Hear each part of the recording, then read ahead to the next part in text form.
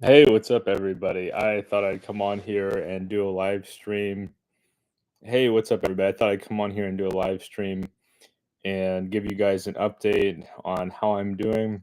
I know it's been a while.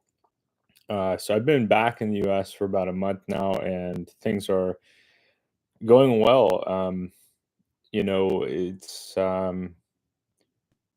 I should probably get into some of what I enjoy about being back and also talk about future plans. I've got a bunch of stuff I just haven't edited. My laptop is full as far as storage goes. My memory cards, all of them are full. Um, and I've been focused on some other opportunities that are, what's the word, a better fit for me right now than YouTube, just to be transparent. It's, it's nice to be back. I had been gone for about 2 years. I started off my trip in the summer of 2023 in Thailand. I spent about a year in Thailand, visited Vietnam for a month, went to the Philippines for 8 months, spent a month in Indonesia, and then about a week in Seoul, South Korea before I came back. So I was gone for about 2 years, a little bit less, but really 2 years. And it gave me a lot of time to reflect, also think about the future, future goals, future plans. And there's a lot that I have grown to appreciate about life in the US. Is it perfect? No, it's not perfect. I see it now as a trade off, living in the US versus living in Asia. Neither one is better. People will probably ask me which one is better, which one is better. I think it depends on the individual. I think it depends on the time in your life. Obviously, money is a major factor. Um, where you're at in life, I mean, there's so many factors as to go into which is better. Like, it differs by people. Um, but personally, like, I'm really enjoying being back for a lot of different reasons.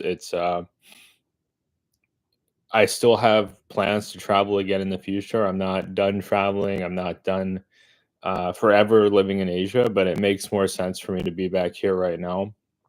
Some of the things that I like here, one, air quality, right? Some people would say, well, just buy an air filter, but you don't spend all your time at home. Certainly, when I'm living in Asia, I don't spend the whole time in my condo or my house or apartment. I want to be out and about doing stuff. I want to go out and enjoy the life there, like a kind of a vibrant lifestyle. And so that's one of those things, air quality. Like, it could be a real challenge throughout Asia, not just Southeast Asia, even Korea. Seoul, South Korea is known for having some challenges with air quality. Um, Crowdedness, right? Like, something, well, a little bit more, yeah, crowdedness. One of the things that I really like here is I can go to the grocery store and it's not that crowded unless you go during peak shopping hours and you're uh, like, even in a big city, it's just not really comparable to how crowded Asia can feel. Like, broadly speaking, Asia is not one place. You're talking about 4 billion people, but most of the places that we live in Asia are popular. Most expats are not living in rural backwaters. Most of us want to have proximity to a Western style grocer, Western style restaurants, at least one decent shopping mall. Um, I know there are some people that really like the provincial life, and I'm sure there's more than one or two. But most of the people I've met and talked to prefer to be in a decent sized city. So if you're in a decent sized city in Southeast Asia, you're going to deal with crowding, whether it be in traffic on the roads or in a mall. Where here, I'm in the southern US, it's really not that bad, especially if I am not going downtown. I can get to a lot of different businesses in about 10 minutes. And due to strict like traffic enforcement, most people drive decent. There are some people that drive kind of wild, but I think a lot of people try to drive pretty decent here. And Yeah, so it's just not that crowded. I can go to the store, I can take my time to browse, I can look around, I can get a lot of different things, and, uh, just pick out what I want and then quickly check out. Like, a big thing is self-checkout. There's self-checkout here. I know some people don't like self-checkout.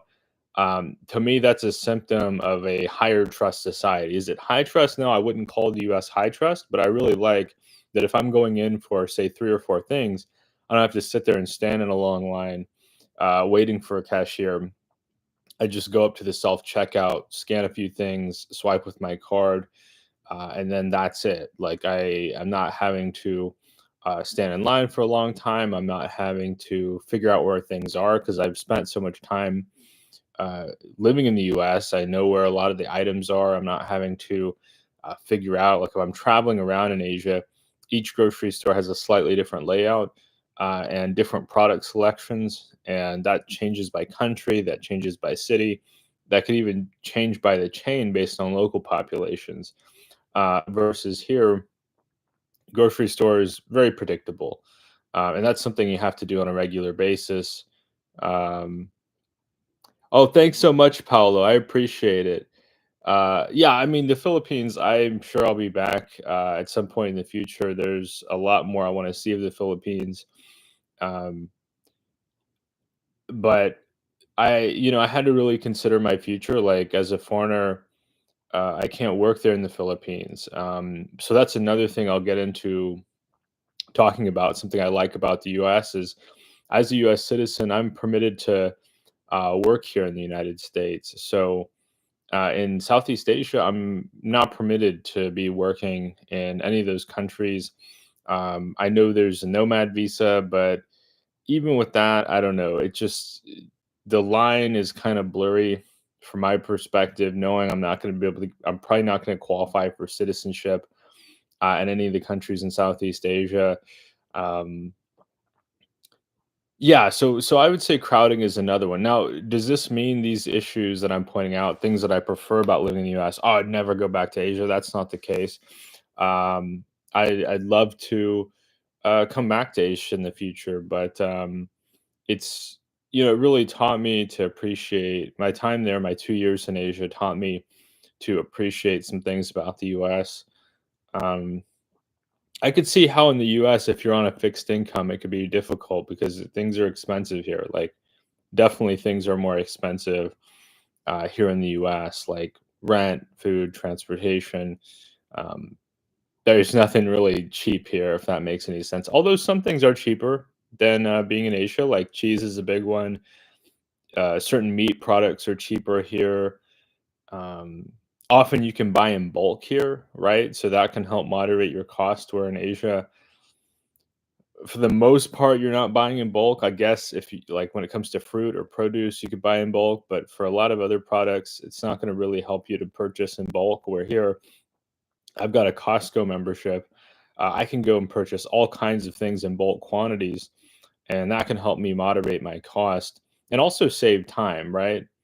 Um, like, a big thing is uh, when it comes to purchasing in bulk is, like, when I was in Asia, I was having to go to the market every day or every other day because things spoil faster. I think there's somewhat less preservatives on some products over there. So I'm having to go to the market all the time, and that's just chewing up my day. And at first, that was fun and charming. I imagine if you had hired help where you could send somebody to the market to do that for you. That could be good. I mean, I guess that could be a solution. But for me, I needed to go to the market a lot, and that could be tedious, right? Like, there are times where or days where I just didn't feel like going. I didn't feel like walking down there. I didn't feel like taking transportation down there. I didn't feel like emptying out my backpack and then loading up my backpack. And now I've got a backpack full of food that could go bad. So I need to take it back to my place. Um, some things like that are really charming and fun at first, but here, like, I go to a few different stores. I purchase whatever I want. I put it in my car. It all fits in my car, and then I drive home. Well, where I'm staying right now, and I unload all my purchases in one place, and I'm not having to carry the things stuff on my back. I'm not having to wait for a taxi to pull up. I've got my car, I've got my license. Everything is very efficient. I'll get caught up on comments and then kind of get back to some of the things I appreciate about the US. Let's see. Hey, Nicholas, good to see you. Oh, hey, good. I hope you're having a nice day in Bangkok. Looking forward to my trip in Bacolod City in October. You're welcome, sir. Enjoy Bacolod, Paolo. I've heard a lot of nice things about Bacolod.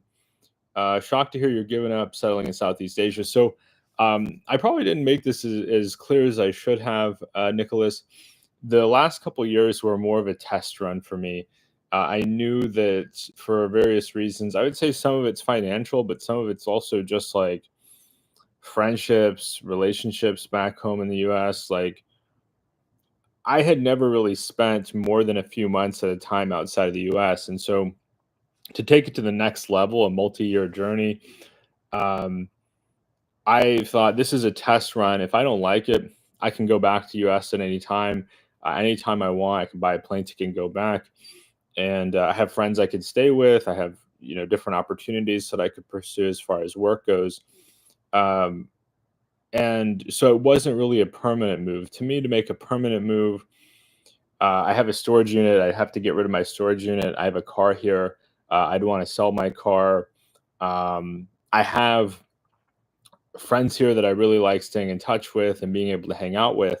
But living over there, time zone makes it very difficult. Like either I'm calling them as soon as I wake up in the morning, or I'm calling them right around the time they want to go to bed. And so some of these things can make it challenging, things I didn't really anticipate. Like a lot of people warn me, oh, it's so dangerous in Asia. We know that's not really true if you know where you're going. But it was the small things that got to kind of wear on me after a while. I'd be happy to live in Southeast Asia again. Like I anticipate living in Thailand again. I look forward to settling there. Uh, but I think that what's the word I'm looking for? Like living there long term is different than visiting, and you have to set yourself up to live there successfully. You also have to become comfortable with certain things, or accept certain differences. Like um, a big one is heat, and I know that would probably bother a lot of people for me to say that, but after a while, I did find the heat could be tedious.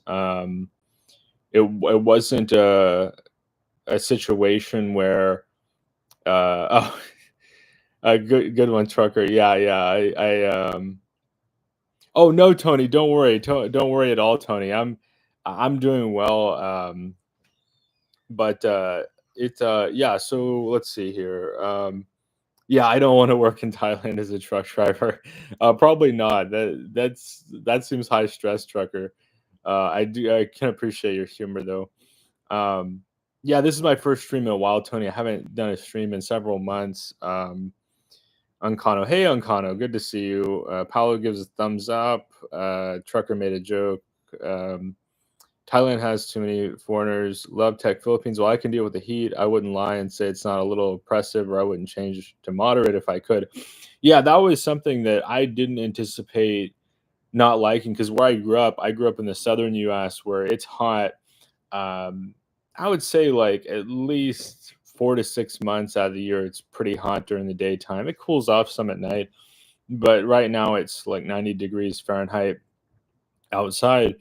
And, to have that kind of weather 12 out of 12 months, or say 11 out of 12 months, it can get tedious, right? It's like to me, it almost reminds me of living somewhere really cold as well. Like, I've lived in Colorado for several years, and half the year in Colorado, unless you're like cold does not bother you at all. Some people, I'm sure that's the case. You're indoors, like you're going from indoor building to indoor building.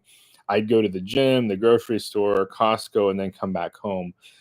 Yeah, there were a lot of sunny days. Yeah, you could go out to a trail and you could go walking, but you're putting on a lot of clothes for that. Like it's not like California, where in California, I where I lived in California, I didn't need to own a very big wardrobe. I could just go out in like long sleeve t-shirt, like sweatpants, shoes.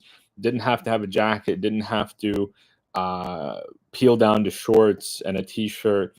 Didn't have to always worry about, oh, I got to put my sunglasses on. Where in Southeast Asia, I felt like before I go out, every single time I have to prepare. Okay, do I have my sunglasses? But at nighttime, I don't wear my sunglasses, so I've got to put those away.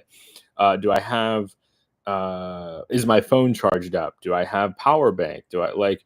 So you're having to go through all these things to be prepared, and also like, am I just am I prepared as soon as I get home? I've got to go out and get in the shower. Some days, Southeast Asia, I'm showering 2 or 3 times in a day. I'm changing my clothes several times per day. Uh, and I know some people would say, "Well, just stay at home, don't go outside," but it's kind of avoiding the reality of living somewhere that's really, really uh, hot. Like that's something that once again, it got to be tedious. I personally think like the ideal for a lot of people, and I can't say this for everybody, but a lot of people would do part of the year in Southeast Asia, part of the year back home, or in a country or a region with more moderate weather. That's just what I suspect. I know some people may disagree with that. But for me, anyway, even though being Asian, being genetically predisposed to being able to handle hot weather, I still found that it could still be challenging, and not so much like once again, not so much after a week, not after a couple weeks, not after a month. It's more like waking up after a year and a half and be like, okay, yet again, it's steaming hot outside, and I've got to kind of brace myself for that. And there were times where, in the especially hot months, it was kind of like the opposite of Colorado, where I'd go from building to building, trying to stay indoors during the daytime. And I know that some would say, well, just orient your life toward nighttime. But that's not necessarily as easy as it would seem. I mean, plenty of businesses close at nighttime. Um, Lighting may not be great in some areas. Like, also, I tend to be more of a morning person. I tend to wake up pretty early. Like, uh, so I think there's a lot to love, and I'm not at all like being overly critical here, but just talking about some of the things I appreciate about the U.S., where I can get up in the morning early in the U.S., and a lot of businesses open up fairly early here, such that I can go out and get all the things I need done in a timely manner. Let's see here.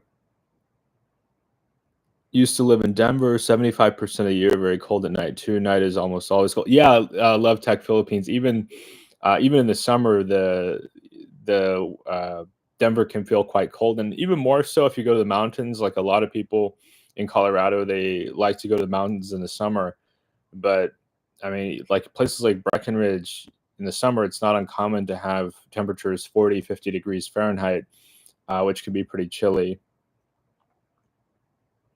Let's see here. What are other foreign? Yeah, I would push back a little bit on Kano. Like, you let's see. In Thailand, you can pick some areas that have less foreigners. You're gonna have to go off the beaten path a bit. But foreigners in Thailand, from my experience, they stick to this what I call, well, what some bloggers call like the expat bubble, where there's certain cities or towns, and certain areas within those cities or towns, like Bangkok. A lot of people say, "Oh, Bangkok is so touristic." That's because a lot of them will go to the Sukhumvit line, and if you go way off the Sukhumvit line, which I've done on my last several visits to Bangkok, the tourist numbers drop off like a lot. So I think in Thailand, the key is knowing you're in a pretty safe country, and knowing that you're going to be pretty safe. I can't guarantee anything. This isn't legal advice or anything like that, but that you're pretty safe most of the places you would go. And so just going off the tourist trail, um, and keeping that to yourself, right? If you find some place that's really charming and doesn't have a lot of over tourism, then maybe you don't share that with other people. I have a few spots in Thailand. Even then, I have like I'm a fan of Chiang Mai. A lot of people don't care for Chiang Mai at all, and I still like Chiang Mai a lot. It doesn't offer some of those things that you can might call problem tourists are into. Like, there's not that many bars in Chiang Mai. There's not that much nightlife type entertainment in Chiang Mai. So Chiang Mai will never have some of those kind of rough and boisterous crowds. There's a couple spots in the city, but like most people, I mean, you know, you have to go out of your way to engage with that kind of nightlife. Where uh, for me, I just don't go to those establishments. And I find that it's very I don't know, Chiang Mai is just a really charming city to me, but some people find it boring, right? So, like, that's part of it too, is looking out for places that other people might call boring. If you're more like me, you're more of a boring person, mild-mannered temperament, then going for those places that aren't, aren't all over the internet or are not getting as much attention as some other places. Because that's what I learned the hard way. Um That was my experience. Love Tech Philippines. That was my experience when I was in Bangkok during COVID.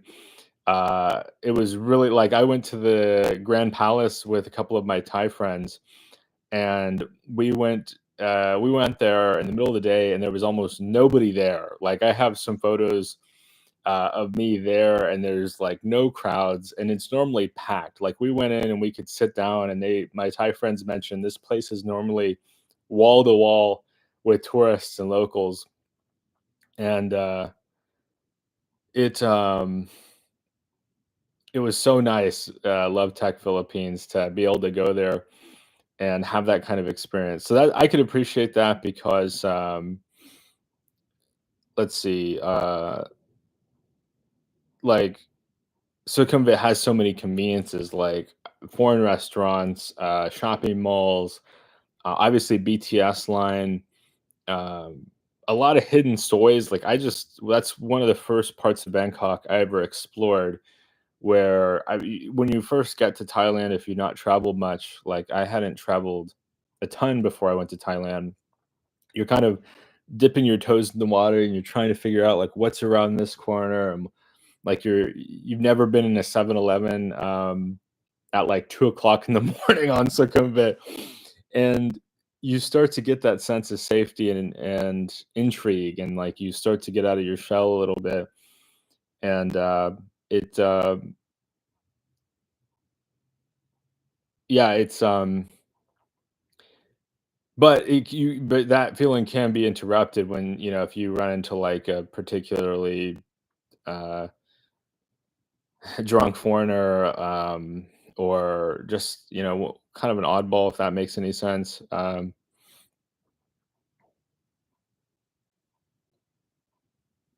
I like Bangkok a lot for exploration, so I'm big into exploring cities.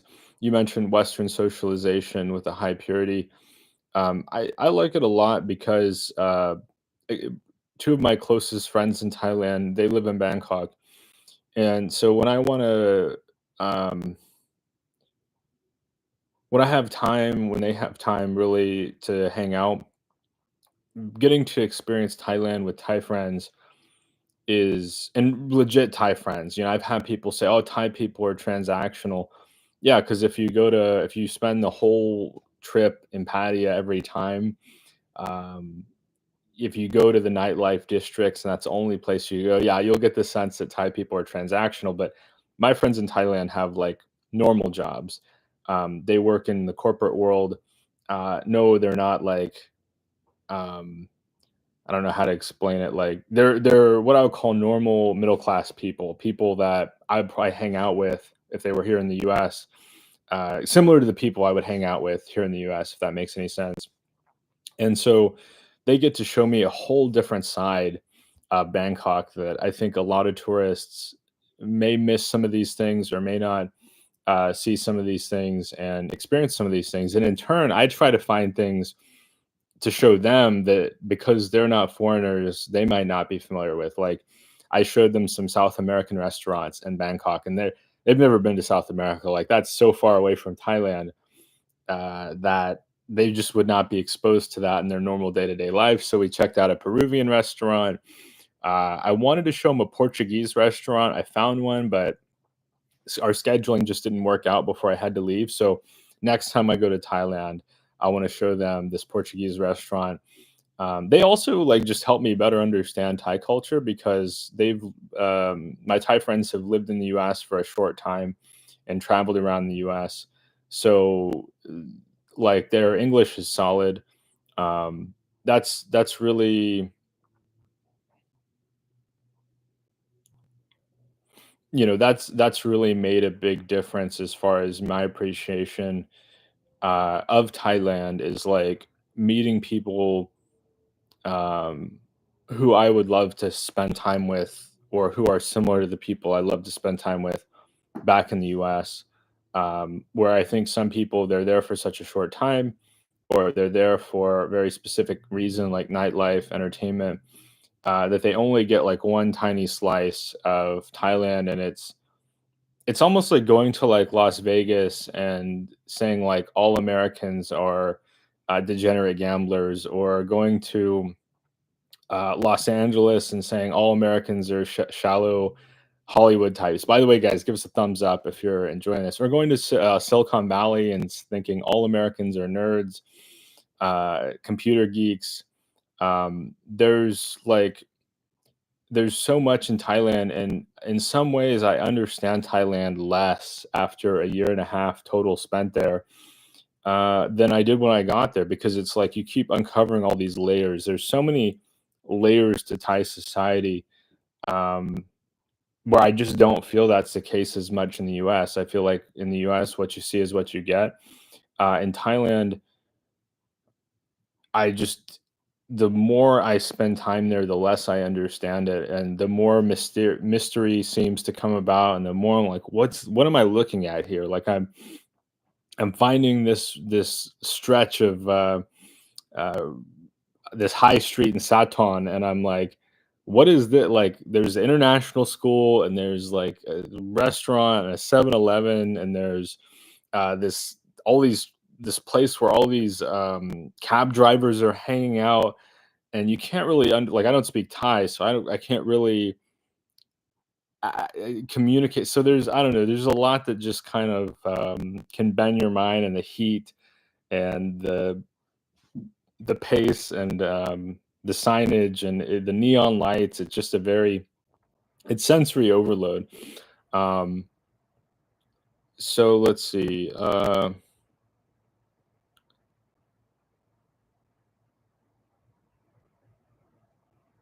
Yeah, exactly. Love Tech Philippines. Yeah, if you need to do something at 2 p.m., big one for me when I'm in Thailand, I'm having to go to immigration periodically. I try to get there in the morning because I'm not sure how long that it will take time wise. I can't just, oh, I'll show up at immigration at 10 p.m. I'm sure it'll be fine. I've got to get there when they open, get a ticket, and have my documents prepared the day before. So the day before, if I've got to go to my language school to get those documents, I can't just, oh yeah, I'll be there 1 a.m. You guys will be there at 1 a.m. Right? No, we open at 10 a.m. So I got to get there at 10 a.m. And so you have to like there's things there's elements of life in Southeast Asia where you cannot avoid, like if you're living there you can't avoid mundane aspects of life. Like if I'm there on vacation for a week or two, I may never step foot in a grocery store. I'm kind of a nerd, so I'll go there just for fun, just to see what kind of products they have. But for a lot of tourists, they might never have to do that. Or if they're living there for a year and a couple months in, they're thinking, man, I really miss Jiffy peanut butter, or I really miss this one obscure like soda from Germany. They're going to have to go there. And the grocery store typically in Thailand is not 24/7. Um, so they're going to have to go there in the middle of the day. They could go there in the afternoon or evening. But a lot of these experiences are, um, they kind of they force you to structure your day a certain way because of efficiency and et cetera. So, yeah, great comments. Love Tech Philippines. You mentioned one of the reasons you left Duma was because of low quality expats. Can you elaborate on this? I look at it like the thing with Dumageddon, and because it is in the zeitgeist, because it became so popular for such a long time, it's seen as what I call low barrier to entry. So guys, that a number of the expats I encountered there have never traveled anywhere outside the U.S. So they have no how to explain it. Like they don't have that kind of global mindset. Not and this is not all of them. Some of the guys I met there are fantastic people I'm still in touch with to this day. But some of them, they have a very closed-minded attitude. They have some bitterness or frustration. They're there solely because of cost of living, not because they want to live in the Philippines, not because, like, I grew up around one Filipino American specific, or three Filipino Americans. So I was exposed to and met Filipinos from a young age. Um, and what's the word I'm looking for? Like, I felt that some of the expats in Dumaguete are very much transactional people, and they see it as I put money in and they treat Dumaguete like a vending machine. Like I put money in, I get experience out. So I want attention, I put money in. I want this, I put money in, and they don't. I don't know. That's part of it where some of it, like I said, is just not having traveled much, not having much to compare it to. Uh, you know, for me, I've traveled to about 20 different countries, including the Philippines. That's not a lot compared to people like Gabriel Traveler, Walter's World, who else? Sabbatical. I recognize that's not, but that's enough variety as far as different continents, cultures, that I could compare Dumaguete to other places. And there's things I really appreciate about Dumaguete, um, that if you haven't traveled much, like, and you're going direct from a small town USA to Dumaguete, you have kind of I don't know what's the word, like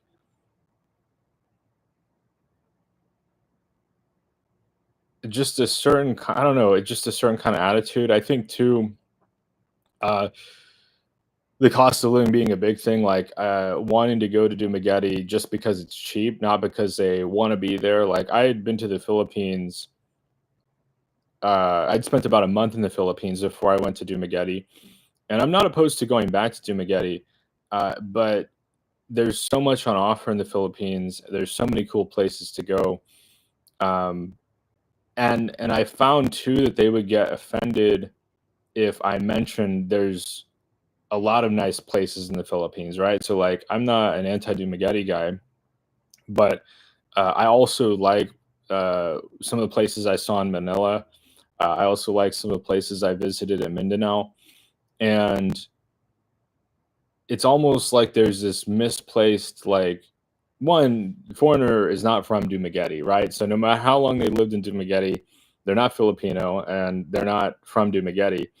Dumaguete's great. There's a lot of great places in the Philippines, and so I felt like a lot of them could be very kind of just people I wouldn't hang out with back home. I don't want to harp on it too much though, because I there's a lot to love about the Philippines. There's a lot of cool people in Dumaguete. Um, it's certainly not all uh, difficult, but I found that expat scene got to be toxic after a while, um, and yeah, I just found some of the expats there could be really toxic, and uh, Yeah, so I'll go back to the Philippines eventually, but that's something I have to be mindful of. Is just like the options in the Philippines um, that might be a little bit more laid back, might be a little bit more chill. I think that part of the problem with Dumaguete is that a lot of the expats in Dumaguete are terminally online. So you have people that will pretend to be nice to your face and do Maggette, like foreigners that will pretend to be nice to you in person. Oh yeah, we're friends, and then online or behind your back will talk bad about you, and that could be. You kind of got to the point where you're like, I'm wondering, okay, who could I really trust here? I have a friend that's a vlogger. uh, Nobody I've collaborated with, acquaintance that's a vlogger, nobody I've collaborated with. But he had people that would tell him, "Oh yeah, we're friends," and then behind his back be trolling him. And so it just got to be this weird thing where it's like, I don't know, this toxic like situation where the internet brought these people together that don't really like each other but have to tolerate each other. And um, I don't know, I just kind of got the sense a lot of these guys didn't really know much about the culture and didn't really have interest in like the Filipinos. And like, I don't know, I just noticed too, I would see saw this kind of disconnect where some of the Dumaguete crowd would only hang out with other foreigners and would talk about how much they liked Filipinos, but then not actually spend any time with them. And I thought that was strange because I have Filipino friends, Filipino people I like to spend time with. I would go and hang out with, meet up with, and they would always say, like some of the expats would always say that they like Filipino people, but then I would never see them actually back that up with action. Um, so I don't know. To me, you're going halfway around the world. Like you better live in I think it's ideal to live in a place where you actually like the people, you actually want to spend time with the people, and not just hang out with other people from your home country. So yeah, anyway, I don't want to harp on that too much because it kind of is circular and can be tedious to discuss that. Short-term housing stock in Sukhumvit has gotten quite tight in January. Never seen such a low choice on short notice. Your description of who you'd mingle with does make sense. Yeah, I mean, to me, like I've connected with some cool foreigners online, in Thailand, in Southeast Asia in general, but there's a fair amount that I've met that I think are running from something. Just to be honest, I think there's an element of that for me as well, where you're running away from some of us are running away from something. Many of us are running away from something in Southeast Asia as opposed to running to Southeast Asia.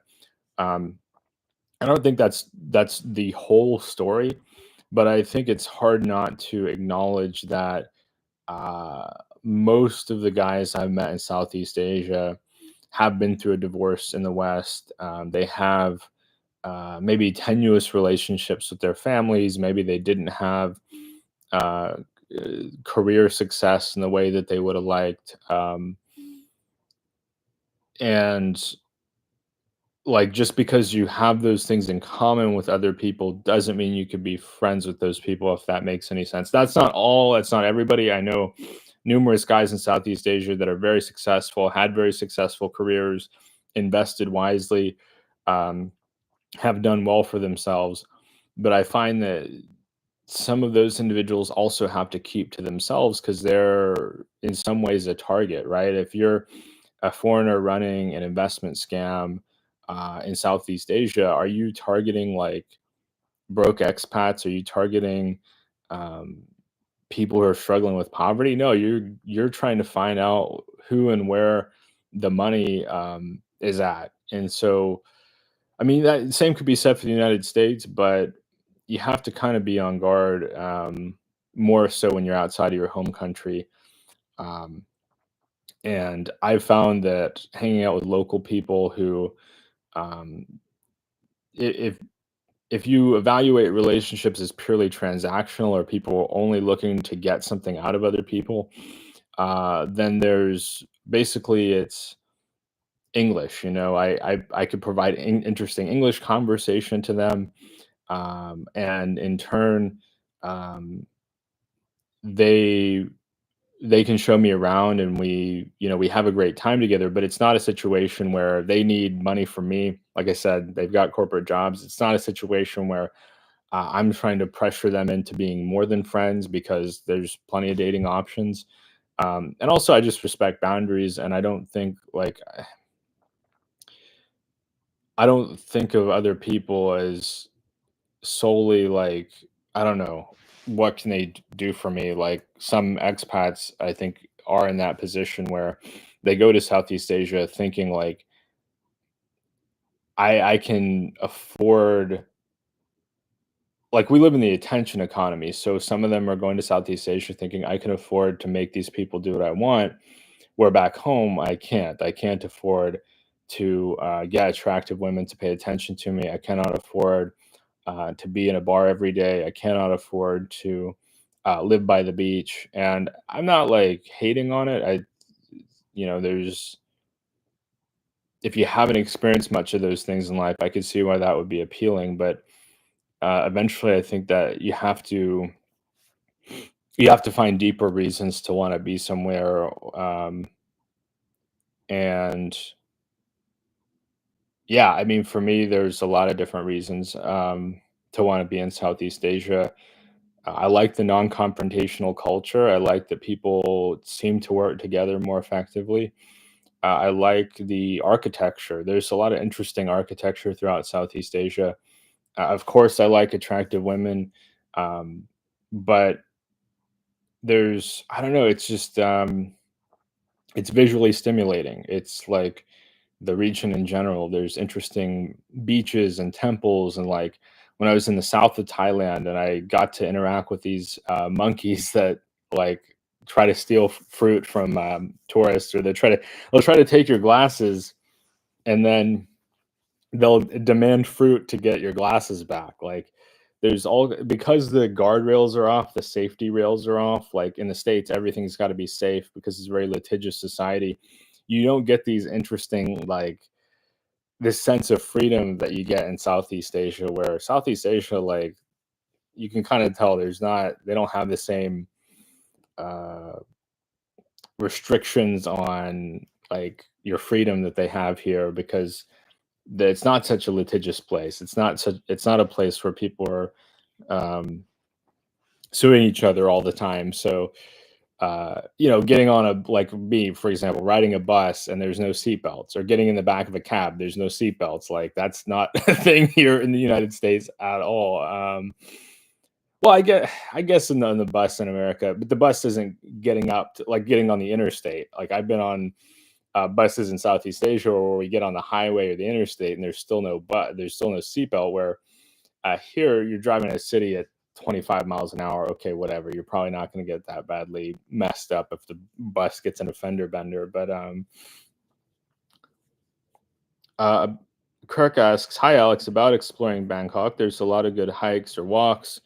I like urban walking, but also parks and trees at hills. I would say check out the Green Lung. Check out like it's in the south of Bangkok. I would check that out. You could do a bike rental there and explore. I would also suggest going a bit further out from Bangkok, like going to maybe like an hour outside the city. Checking out, you might check out Ayutthaya. Um, but Bangkok is very much, in my opinion, concrete jungle. Like most of the city, from my experience, is paved. It's very, very urban. You could almost call it like hyper urban. There's condos like I don't know. It's gonna be tough. Like that's something that I've got to acknowledge. It's gonna be something that's tough to really experience. I I think you may also take a look, if you're into hiking or outdoorsy stuff. Kirk, Hua Hin, that seems to be a popular place in Chiang Mai as well. I recognize that may not answer your question, but I find one of the trade-offs of living in Bangkok is it being more difficult to access nature It's a bit more difficult to access like green spaces. Um, Something I appreciate about the US, to be honest, like the city I live in, 50, 60,000 people, it's a suburb. There's 3 or 4 really nice parks just in this city. Like I don't even have to leave this city to experience those places to jog and run. Where in Bangkok, where I lived, I felt like it was going to be at least these parks are 10 to 15 minutes away from where I'm staying. Where I felt in Bangkok, I'd have to travel at least an hour to get that a similar comparable kind of experience. What happens between DMK Airport and Chiang Mai, I don't know at all. Yeah, Love Tech Philippines, I'd agree. There's a lot of to Thailand where I call it off the tourist trail, but it's harder to explore those areas without Thai. Find more like loner types.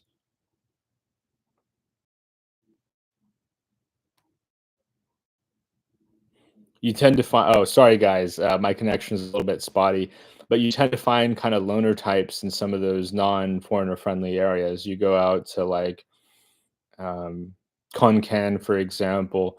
There are some foreigners out there, but I think that a lot of them will, I don't know, miss some of the conveniences that may be harder to find. I like I've said it a lot. I'm partial to Chiang Mai, for example, in Thailand, because in Chiang Mai, I find the only thing I'm missing is the beach.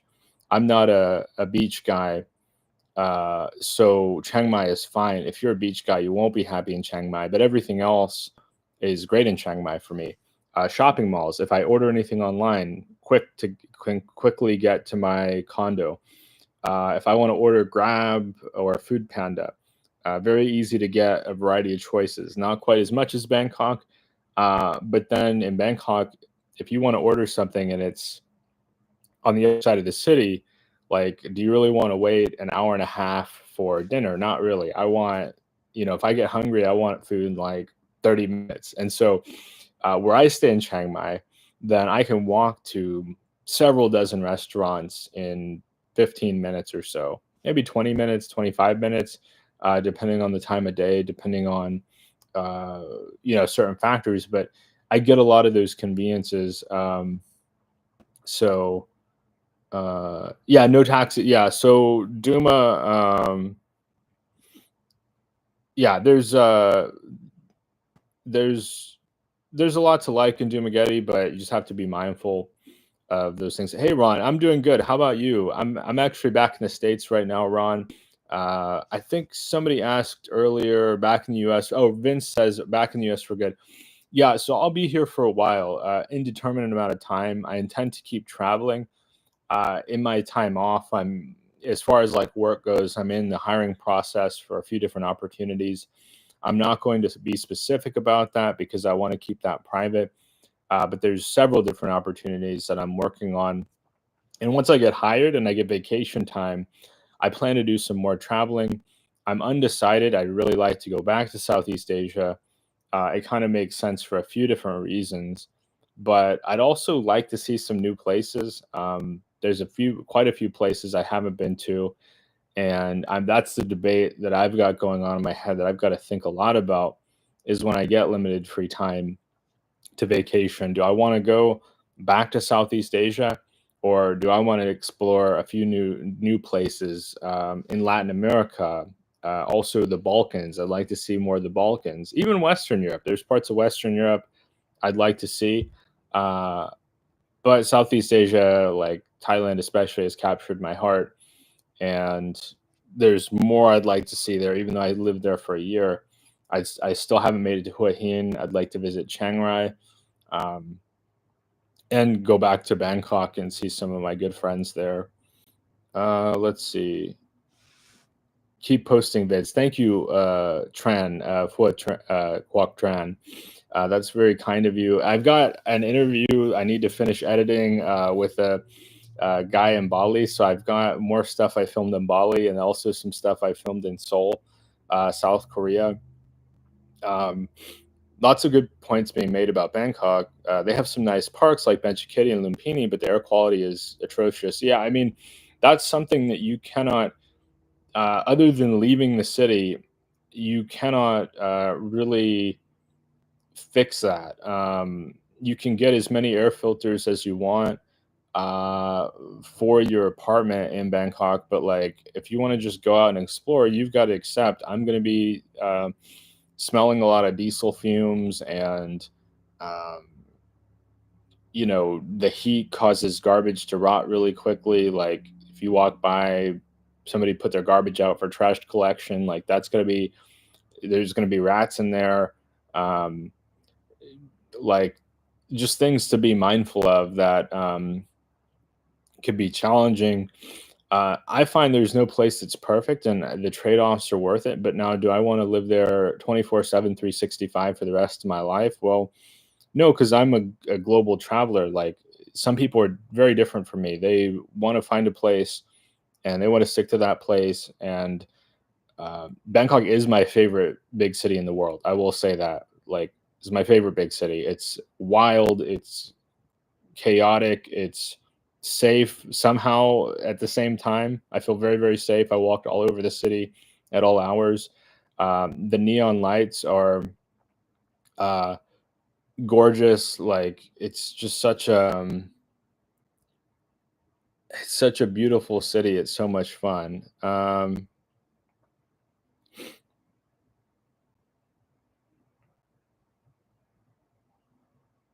Hey, Stoic, good to see you. Thanks for joining us.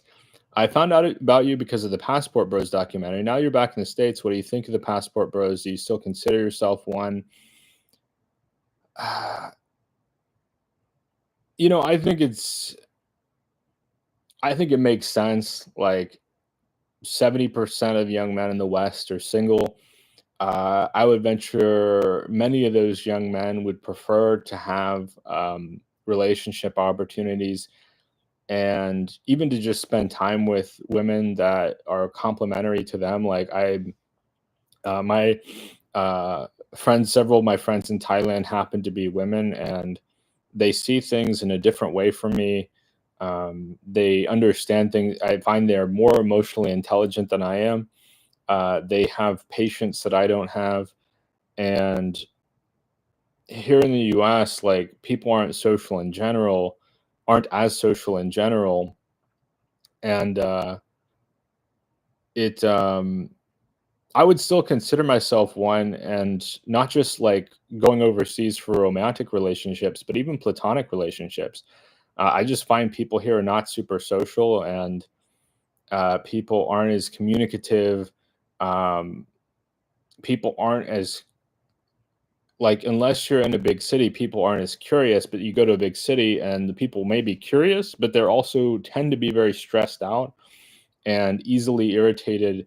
And so, because it's such a conflict, like there's so much conflict here as far as interpersonal conflict. Um, One, it makes dating challenging, but two, it makes forming new friendships challenging. The people that I hang out with here, most of them I've known for over 10 years. So most of my friends are not people that are like, I think getting making friends in the United States as an adult is a lot harder than other countries that I've spent time in, especially in Southeast Asia, where it's not uncommon to meet expats in Southeast Asia that in the span of a few years have made a ton of friends. Now that doesn't go for everybody, but I've found that like that's something I really like. So yeah, like romantic relationships are part of that. I intend to continue to date overseas when the opportunity arises. Um, but I don't know, like the challenge about the passport bro movement is like going to countries with lower quality of life only for a relationship. I don't really like that idea either. Some of the countries that I've spent time in objectively have a lower quality of life than the United States. So that's what I think some in the passport bro movement don't admit is if it weren't for dating, I wouldn't be here, right? Um, I don't want to like poo poo any one country because most of them I'd like to go back to and visit again, but like one of the ones that comes to mind, every single one of my friends there warn me about safety, right? So like if if I'm constantly being warned about safety in a country, is dating so important to me that I'm going to just ignore my personal safety? That's not the case, right? Exposure to pollution, right? Like one of my friends, it's a vlogger. I'm not going to mention the name of him. All of you guys would be familiar, or most of you guys would be familiar with him. But he mentioned like, I like being back in my home country because it's really nice to have really high air quality. Like that's my issue with the passport bros movement, is it's another one of those situations where they sell it as a solution to all your problems. Just if you like go overseas, that will fix all of the problems in your life. Where yeah, it'll may fix the dating issue, but you're going to have all these other issues in that country, um, that they're not going to publicize, because one, a lot of these countries don't have free speech, so you can't talk about anything negative. You're not permitted to acknowledge any of the problems in those other countries. Two, it could create other challenges, like just learning a new schedule. Here in the US, I'm pretty like, I know what I need to do throughout the day. I get up, I make some coffee, I get, and I start to work on whatever I need to get done. Uh, I know when to go. Like I spent so much time in the US, you could almost call it institutionalized, but like it's I don't for another one, I don't have to worry about products being out of stock. Most of the countries overseas that I've spent time in run out of stock of certain products. And then I'm going all over the city. Okay, this grocery store doesn't have it. Maybe that one will have it. Um, oh, now all of a sudden they've implemented a curfew because of unrest. Okay, so now I have to come home every night at a certain time. Um, the passport bros movement doesn't acknowledge the complexity of living overseas. And I think too, you have like grifters that are like selling people this idea: leave the United States, all of your problems will be fixed. I don't agree with that sentiment. Uh, I think too, like they don't acknowledge the opportunity cost. There's a lot right now. The economy is not great in the U.S., but the U.S. economy is likely to keep growing in the long term. Um, there's likely to be more new opportunities created. I think too, like just having people you've known for a long time is understated as far as the passport bros movement. Like my friend I'm staying with, I've known him for almost 30 years. There's nobody in Southeast Asia or Latin America that I can claim I've known for 30 years. Maybe 10 years, but it's a little bit different when you've grown up beside somebody or a few people, and you've been through difficult time. You have shared experience, right? Like that's a big part of what I missed being in the US. Is yeah, I have like solid friends in Southeast Asia, Latin America, but we just don't have the same shared experiences for the most part. We don't have like our problems aren't the same. I've talked about it a lot with one of my friends in Thailand. Is I will gush about how much I love Thailand to one of them. I'll just tell her over and over, I love this country, I love these people, and she's like, "Yeah, Alex, like you're a foreigner and you have U.S. dollars. It's fantastic to be here when you've got that purchasing power. But when you're in the grind, when you've got to work a corporate job, you've got to commute an hour and a half each way. You've got to deal with the day to day life in any country." She really helped me understand it's not a vacation.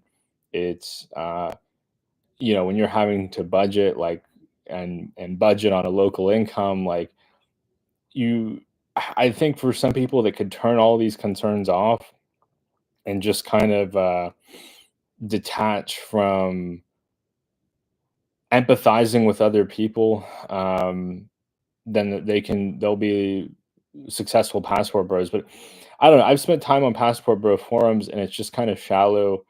Uh, what's the word? It's like you kind of get the sense there's a shallowness to the experience. Like um, I'm off into the world to just take and to try to take advantage. And I don't think everybody that dates overseas could be considered a passport bro.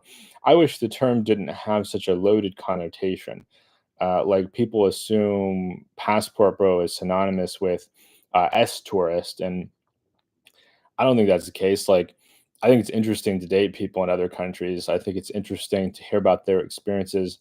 I think that they will teach you about their culture or their country or their people in a way that you can't really get the full picture of that country unless you have that dating component, you know? Like, you see very few couples moving abroad to live this lifestyle. There's a few, like JP and Amelia, they're long-term slow travelers. You could say also like Vagabond Awake is somewhat that way. His long-term partner is from Malaysia, um, but they travel around the region. But yeah, let's see. I don't like the label either, stoic. I think it's just a way to kind of marginalize guys that are um, yeah, I think it's just another term kind of used to marginalize men and like, oh, they're nothing but a passport, bro. It's like, why can't I just be a traveler, right? Why can't I just enjoy traveling to other countries, meeting people from other countries? It's like, why is it acceptable to say I like meeting foreign people in the United States, but if I want to go to those other countries and meet foreign people in their countries or people that are foreign to me, like it's just a kind of a double standard there. Uh, like if I were to oh, by the way, guys, 27 watching, please give me a thumbs up if you can. But yeah, if I want to experience other cultures in the United States, I get kind of a taste of other countries here in the US. Like I can go to Mexican restaurants, I can go to Latino neighborhoods. I can, you know, if you go to New York or Houston, Texas, or Los Angeles, there's like, you know, LA has the Armenian neighborhood, Glendale. Um, if you like, uh, Bay Area has a number of different Filipino grocery stores. Um, it, yeah, there's, let's see. Yeah, Nicholas, thank you for sharing that. As far as neighborhoods in Bangkok, I'm a fan of like, what's it called? Uh,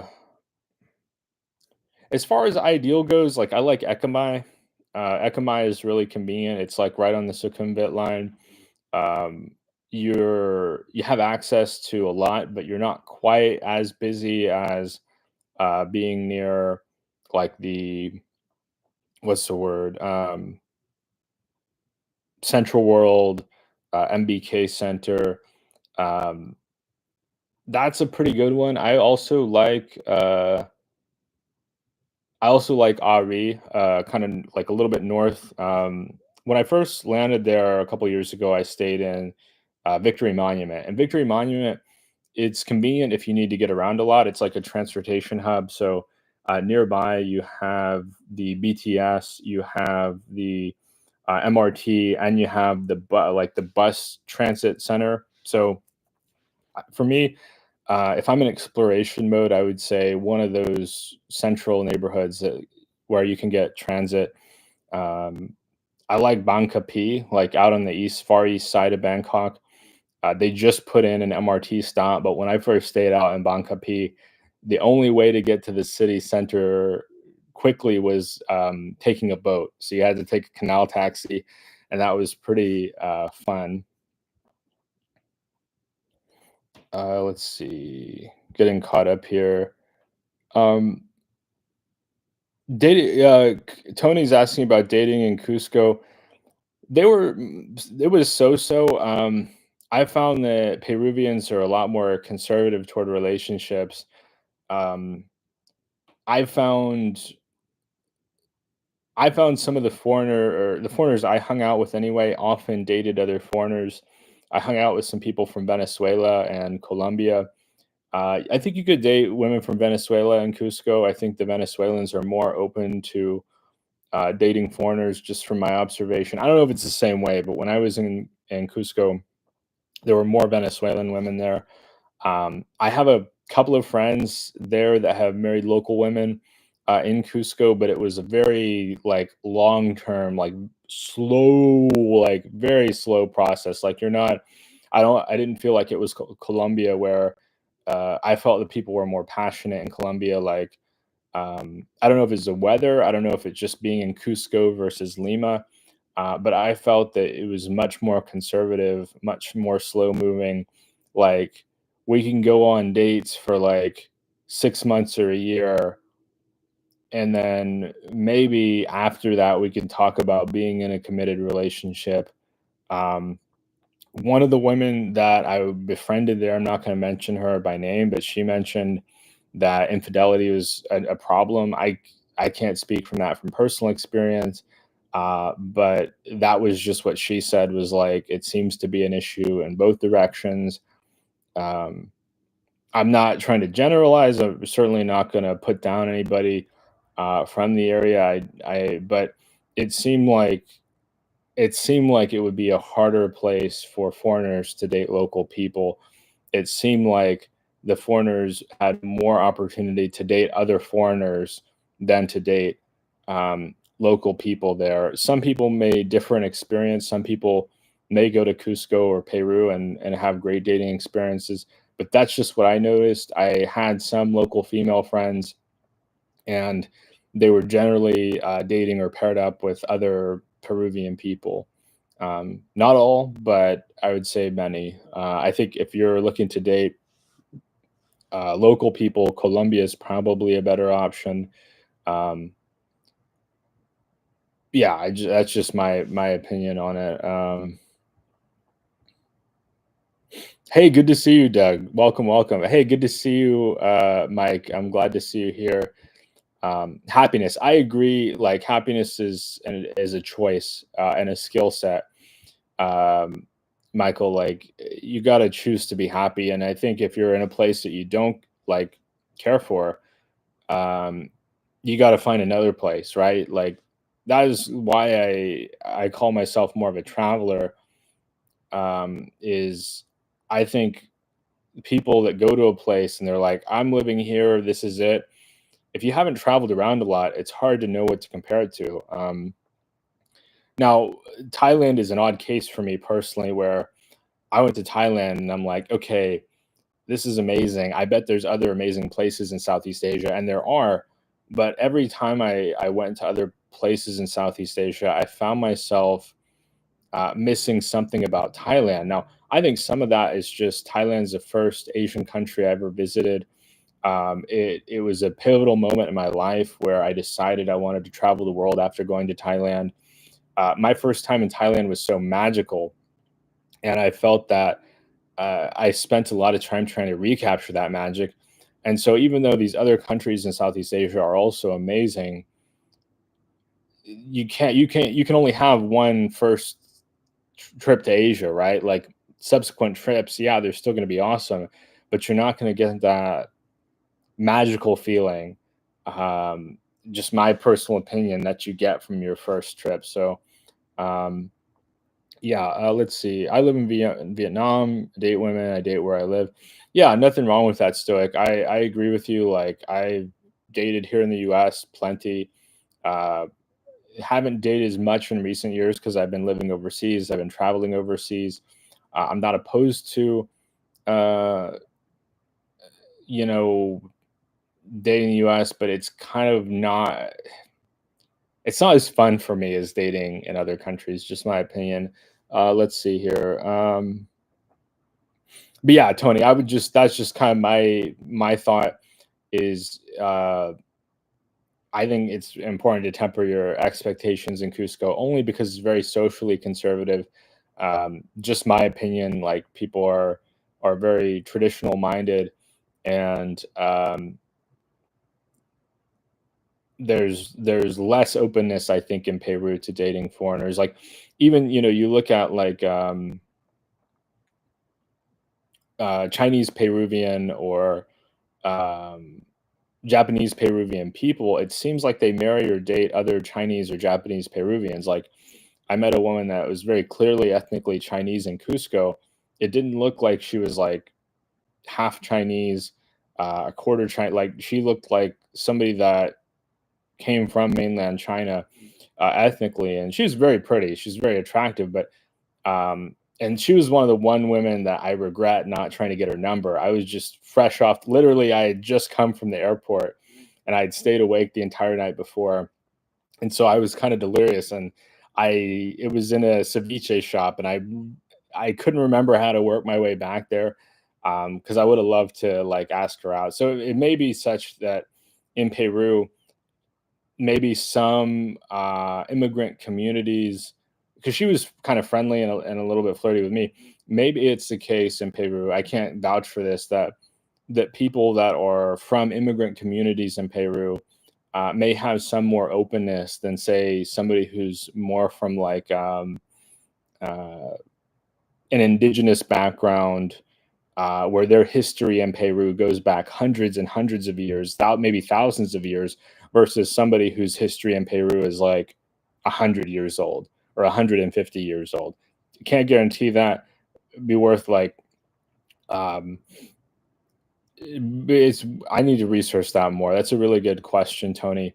I think too, like if you wanted to do a cursory thing, getting now some people would be biased against this, but I think getting a dating app and using the premium service and changing location. Like I know Tony, you're in North America, but changing your location to South America and just saying like, hey, do I, based on my photographs, my descriptions of myself, do I connect with people? And then going from there, like striking up conversation, asking them, and depending if it's a low trust country, they may not tell you the truth. Like you may ask, hey, is it acceptable to date foreigners in your country? And they may feel pressured. Oh yeah, yeah, I agree. When the reality boots on the ground might be, oh no, it's kind of like frowned upon. It's not considered acceptable. But it's tough. Like I love Peru, uh, but that was something I felt was a little bit more challenging there. Maybe if I had been intending to live there long term, then my options would have been better. I agree, Michael. You want a lifelong partner. I still think a Filipino will be my answer. I may be biased because I am with a Filipina.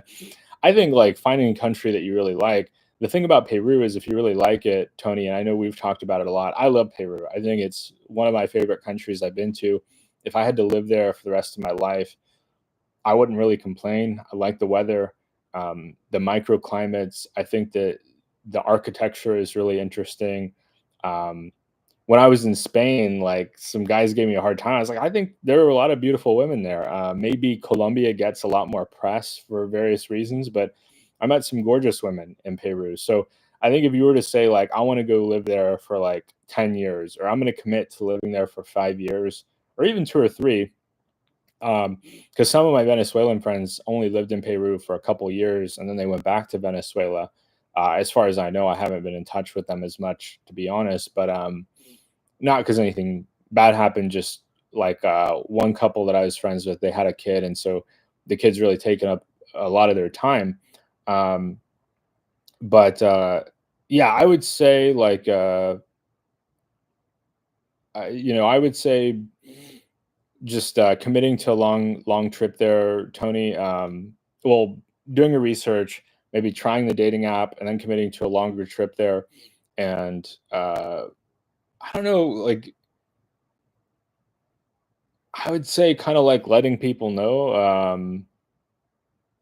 Well, you don't really have to let people know that you're single. Like people will figure it out. But that's a really, yeah, that's got you're stumping me, Tony, a little bit. I appreciate that because really getting me to think and my brain to work. Um, Nicholas Stoic Live. I heard you call yourself a passport bro on Razor Ray's channel. Interesting. I'll have to check that out. I didn't know you did an interview, Stoic. Yeah, good to see you, Michael. I appreciate Ron. So I'm back in the. I'll be vague about the exact location or city, but I'm in the southern U.S. right now. So I'm in the southeast, where. Yeah, let's see. Let's see. What time is it there now? It's about a quarter till 3 o'clock. So I think you're 11 hours behind, uh, Michael. Yeah, I think you're about 11 hours behind. Um, but yeah, I think the Philippines is a great option for finding a quality long-term relationship. Um, I met so many nice women in the Philippines. Why did I not commit to one? Well, I've done LDR in the past and it just didn't work out for me. I uh, Oh, thanks so much, Alex. I appreciate that. Yeah, I talked to them for they came to Dumaguete. We talked for several hours. I wish they'd used more of our conversation, but I think because I don't have hot takes, I don't see it as a status thing. Like I'm one of these guys. I'm not anti-American women. Contrary to what some people want me to say or want me to put out there, I have a number of friends that are in fantastic relationships with women from the United States, healthy relationships, happy relationships. They're treated very well by their partners. Very like, you know, as far as I can tell, um, they're enjoying life. And I would never, oh, my friend doesn't know he needs to go find somebody overseas. Like that's ridiculous. I think for some people, they're going to benefit a lot from going overseas, in part in search for love. But there's also like a lot of people who don't find quality relationship overseas because they have something they need to work on internally. And I mean, I saw that a bit in the Philippines, like where the guy would be with a nice woman, but the guy was not so great. Now, is that all? No, I'm not. Also, not going to bash guys that do that. There's plenty of awesome guys that find great relationships overseas. I see it as like there's 8 billion people on the planet. I think most people that are decent can find somebody, regardless of what country they're in. Um, I think that maybe it's some people are more compatible with. Oh, hey, welcome back, Love Tech Philippines. Compatible with other cultures. Um, I find a lot of compatibility in certain countries and not so much compatibility in others. That's just been my experience. Like one of the best relationships I had when I was younger was with a woman whose folks were from Africa. I'm not going to specify which African country, but we had a good relationship. Unfortunately, things didn't work out. But I'm still friends with her to this day. Like she's going to Africa this summer. I'm trying to talk her into at some point making that trek with her and her mom because like I want to go see more of Africa. But it's costly, it's time consuming. A lot of planning goes into a trip like that, especially once I'm working full time. But I never once occurred to me during that relationship of like, oh, she's better because her folks are from like another country. It's just like, the United States is fantastic in that the ideals are such that like it's the least out of all the countries I've been to. I know people disagree with this. I personally feel it's the least judgmental country I've been to, or it's the least race conscious country I've been to. Uh, let's see. Love Tech Philippines. Text making its rounds, and I grabbed it on Kindle. It looks like it's going to be a confusing correlation with um, causation, though. I'll check this. One of you guys mentioned a book. I'll copy it, and that was a lot of fun, though. I'd like to do more documentaries in the future. And uh, okay, so yeah, Migdello, a sizable, in my opinion, a sizable portion of guys who go to the Philippines to find a girl because nobody will put up with them in the U.S. A lot of the expats I've met here in the Philippines are unhinged. Um, yeah, there's a fair amount of that out there. Like I know some really good guys over there, guys like Michael, who we haven't yet met in person, but we've had a lot of in-depth conversations, and he's a really easygoing guy.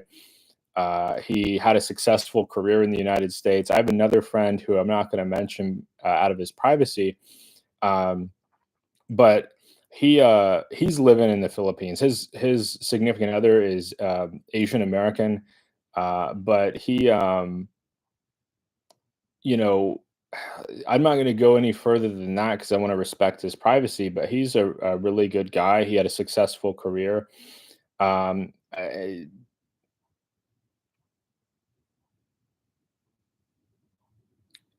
and well, that's the problem I think you've got. Like, uh, and I run into that even more. Like, there's a guy I haven't met this person, but I have one of my friends here in the U.S.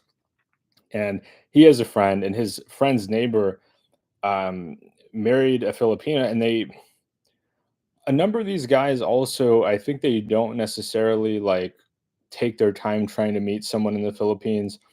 I look at it like it's similar to the US. In the US, I'm not going to try to marry the first person I go on a date with. Like, some people are lucky and that works out for them, but for some of us we're not so lucky, and we ignore those red flags, we ignore those bad signs, and we try to force a relationship. I was even, manipulated by a Filipina at one point in Dumaguete, and fortunately, it didn't get out of hand. But I could tell after a few dates we went on, she wasn't interested in me, but rather she was interested in what I could do for her. And is that all Filipinas? That's not at all. Exactly, Michael. You and Venus talked for a couple of years. You built something over a long period of time. You had plenty of time to figure out, is this the person for me? Is she the woman that is who I want to spend a long time with? She also had time to vet you, like, hey, is this a good American guy, or is this a guy who is not so good? So it wasn't like a snap your fingers and now you're in love with the white picket fence. It's really this build up over time. And I find a number of the guys that go to the Philippines are very impatient. They want to snap their fingers, and there's no, in my opinion, there's no substitute for time. There's like time is money, but money is not time. So going to the Philippines with like a wad of cash and expecting that this money will make up for all, like, oh, I could just give her money and that makes up for the fact I just met her last week. It's like, no, no, no, that's not how it works. You have to, like, you really have to think long term, and you have to think, it's going to take me some time to meet the right one. And I had, the woman with whom it didn't work out, like, I tried to maintain a friendly basis with her, even though I ultimately rejected her, and she didn't really care for that. She didn't want to be friends, and that's unfortunate. But that's just like, I think a number of us have attachment or abandonment issues that we go to Southeast Asia. We have been abandoned, and some of us, not all of us, but some of us, and like we we want so badly to feel that love or that like solid relationship that we overlook flaws in a person that we wouldn't, or we might not overlook in the United States, right? Like, oh, she's deceptive, but oh, whatever. Like, I don't want to be alone anymore. You have to be like, wow, Love Tech Philippines. Yeah, um, I grew up in a narcissistic family system as well, so I can appreciate your experience. Um,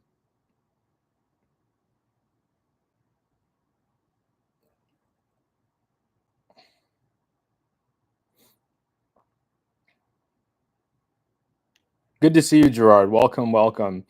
Uh, and I think too, I gotta be like careful to not bash every expat in the Philippines. There's some great guys over there, but there's this repeated pattern of I mentioned this before. There's guys that go over there. They're not looking for a partner. They're looking for a pet. They're looking for somebody that they can essentially, look, I'm paying, so I get it my way. Where I think healthy relationships are a two-way street. They there's a lot that differs from relationship to relationship, but if you want to have a healthy relationship, there's give and take involved. And if it's just I pay for everything, so everything has to go my way, like that's I don't I'm skeptical. Um, I'm skeptical that that can really work because you're entering the relationship from a transactional basis, um, and I also found like some of the women that I dated there were naive. Like they they maybe had bad experiences dating local guys, and so they wanted to trust foreigners more than what some foreigners deserved. Right? Like in their home country, a woman that looks like that ain't giving him the time of day. Like isn't going to look twice at him. But in the Philippines, maybe she's had some bad experiences where she's willing to give that guy the time of day. Um, and two, it's a little bit different. Like if you're a younger guy, you're dating in the Philippines, there may be some expectation from her you're going to have a family.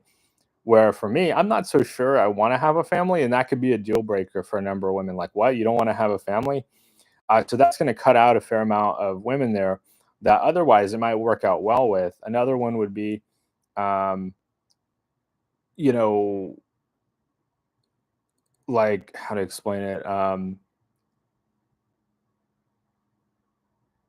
I think some of it too is like, do you want to move to the U.S.? Not all women in the Philippines want to move to the U.S. Like one of the women I was really interested in was like, no, I would never move to America.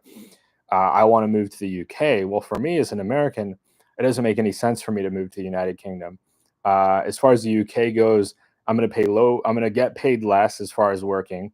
I'm going to have to go through the immigration process when I already come from a developed country with high wages. I don't know anybody in the UK, so I'm going to have to rebuild my social circle.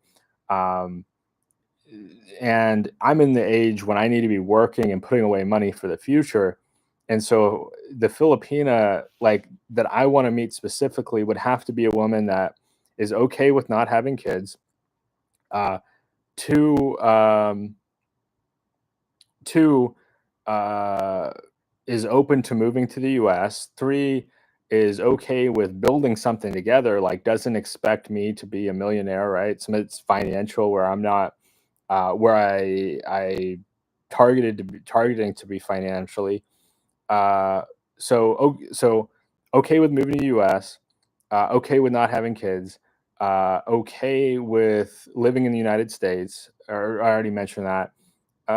It becomes very specific, and so that's something I found the passport bro movement doesn't acknowledge. Is like if you're a young guy, most young guys are not financially independent. If they've got a remote income, uh, living what's it called living abroad, like one of the things I found that could be challenging about living overseas and having to work, like doing my YouTube channel, is while everybody else is having fun and going out and doing stuff, I've got to be editing. I've got to be uh, like communicating with subscribers. I've got to be handling responsibilities where I'm used to going to Southeast Asia and having fun, like going out, um, going to restaurants, meeting up with friends, maybe going to the gym and working out, and I'm having to plan my schedule around a very busy work schedule where it's not just hanging out. Like I think some passport bros or people in general conflate vacationing in a country with day-to-day life there. And so the US for me just makes a lot more sense from a financial perspective, but also like it's what I'm accustomed to. It's where most of my friends live. Um, the pace of life is such that like I'm at my age, like I got bored and restless in Southeast Asia after a while. I want to be going and doing stuff, but I'm having to work around the fact that I don't have a work permit. I'm having to work around the heat, the language barriers, not necessarily being able to get equipment easily. Like here, if I break something in the US, I can snap my fingers on Amazon and it's here in 2 days. Or I can go to Costco and go to the grocery store. Like the US is very, very convenient in certain ways that other countries are not. And so, yeah, let's see. I'm get a little bit long-winded here.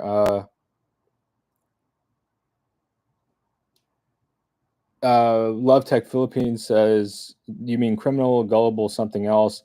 Some of it's criminal. Love Tech Philippines. I met several foreigners in the Philippines that were breaking the law, and I don't want any part of that. I'm not going to get more specific than that because there are defamation laws.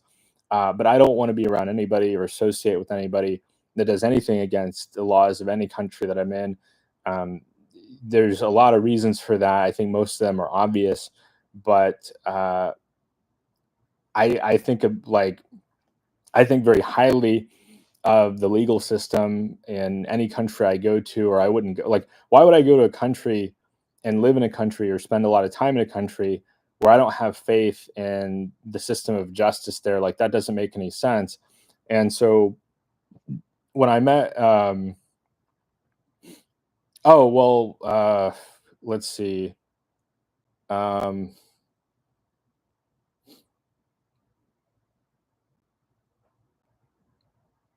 I would say, Googling, Love Tech Philippines, like the best way I could address is Google um, foreigner arrested in the Philippines, because that's what I do from time to time, and you'll see what they're getting in trouble for, and it's not just like one every few years. It's like every few months, foreigners are getting arrested in the Philippines, and there's articles published about it, and yeah, I don't do that for every country I go to, but that was a challenge in the Philippines. I think part of it is the English. Like, me being adventurous, I don't care what language they speak.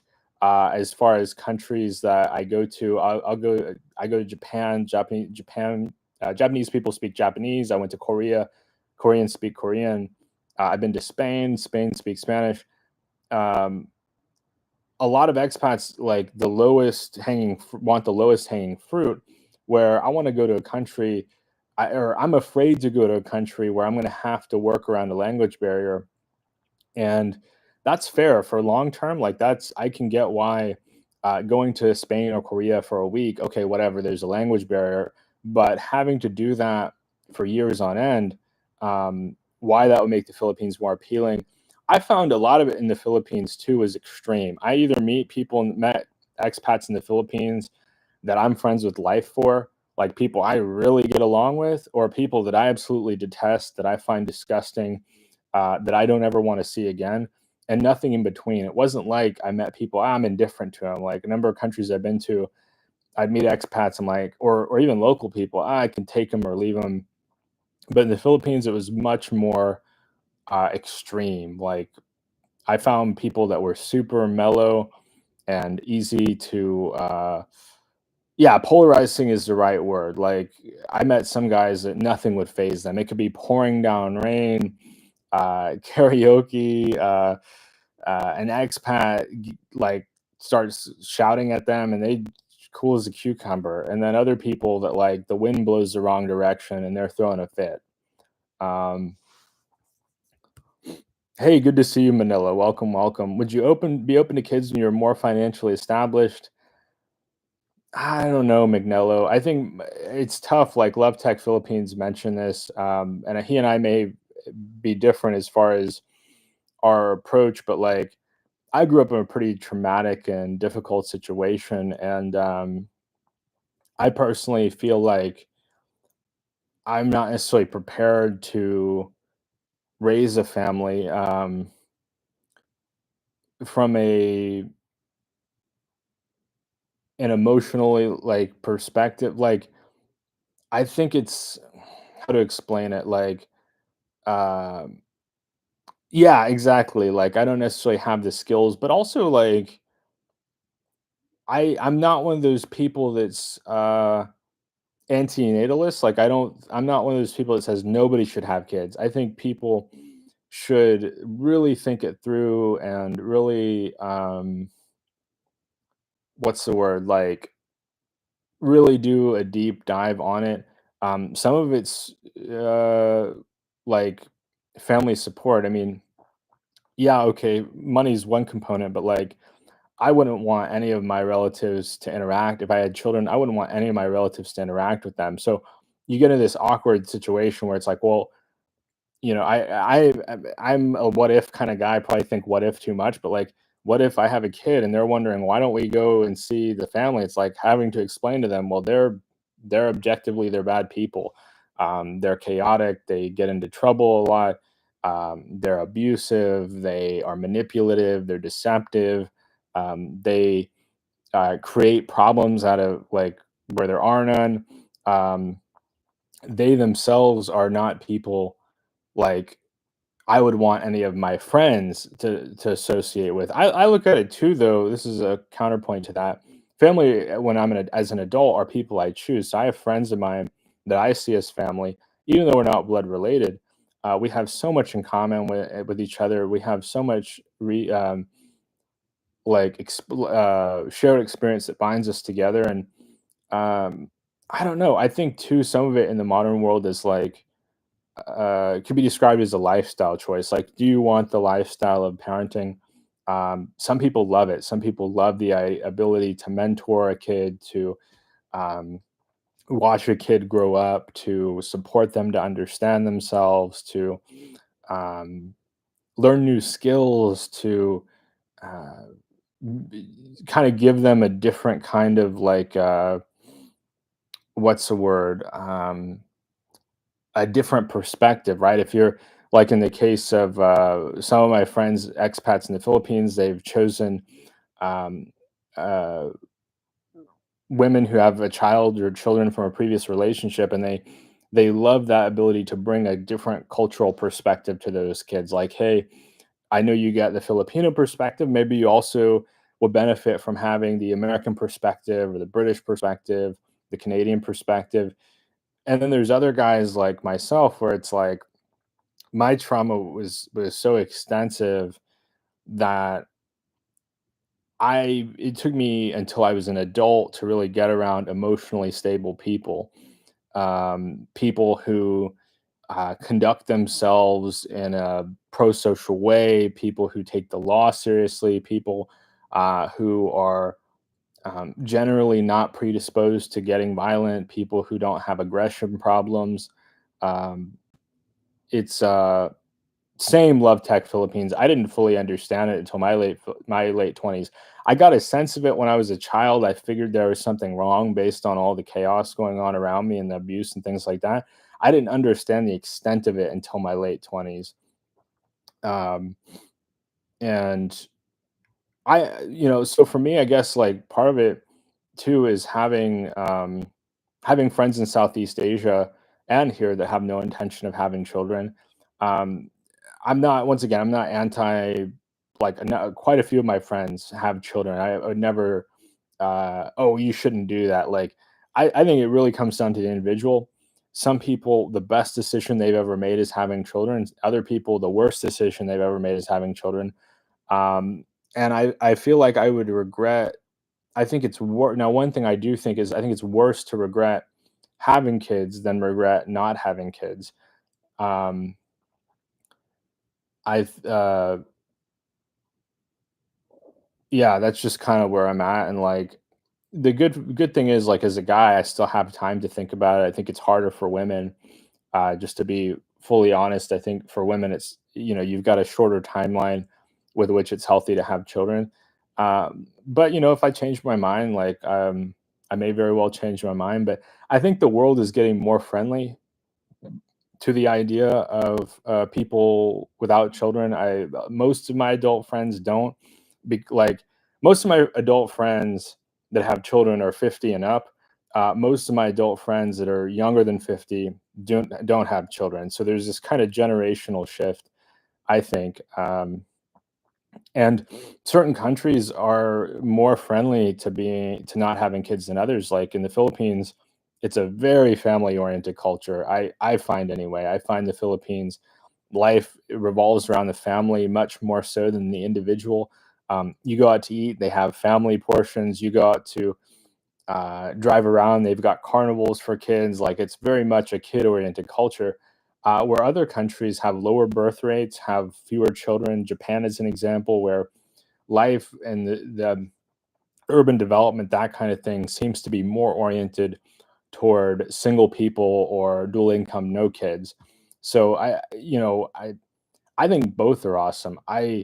Uh, I think it's beautiful to be in a country where people are optimistic about the future, such that they want to, um, what's it called? They want to have families. Like to me, there's few things more optimistic, like or stating that you're optimistic than choosing to have children. I'm not, not speaking about people that didn't choose to have children, but the people that specifically like I want to start a family.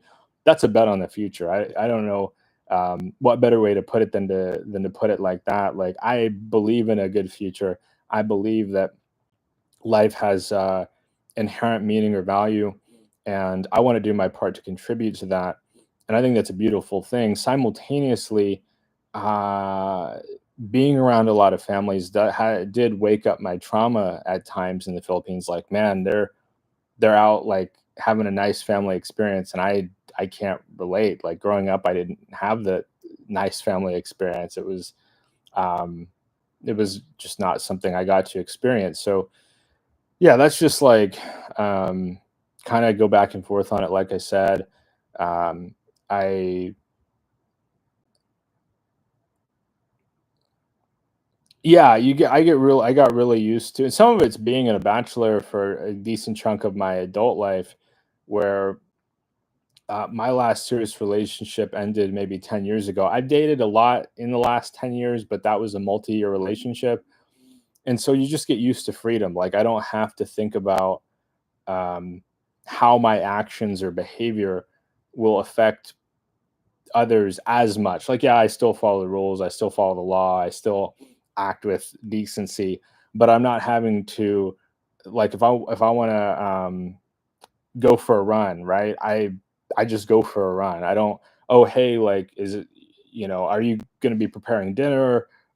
Do we have some function we need to attend to for the kids? Like, I don't have to really think about certain activities or things that I want to do at all. Like, what movie do I want to watch? I'll watch whatever I want to watch. I don't have to decide. Okay, is this okay for kids to watch?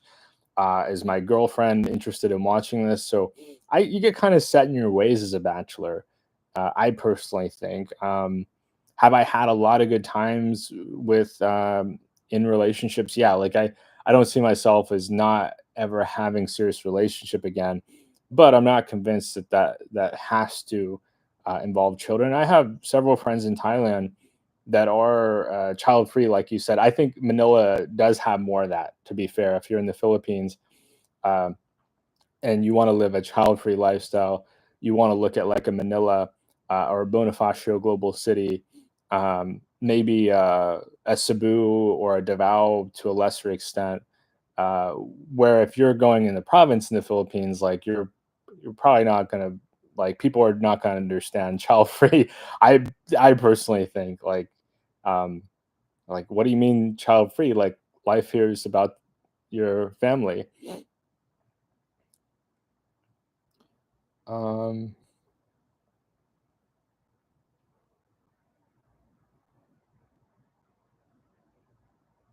Yeah, you'll never hear the word child free in the province. Um, and yeah, friends can be like, I had an amazing Christmas last year with the different some different Dumaguete expats like Paul. I joined Paul and a bunch of mutual friends. Mike couldn't make that one. He had other obligations, but it was fantastic. Like we had such a nice get together, and it was like one of the best Christmases I've ever had. Um,